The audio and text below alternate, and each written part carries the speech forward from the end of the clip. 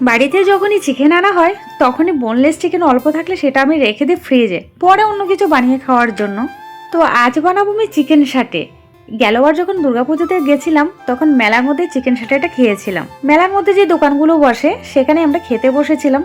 তো মেনু কার্ডে দেখলাম যে চিকেন সাটে, মানে আগে কখনো সত্যি কথা বলতে আমরা কখনোই খাইনি, তাই ভাবলাম এটাই অর্ডার করি, কারণ চিকেন ললিপপ চাউমিন এগুলো আমরা তো যখন তখন খেয়ে থাকি। কিন্তু খাবারটা আসার পরে খেয়ে একদমই ভালো লাগেনি।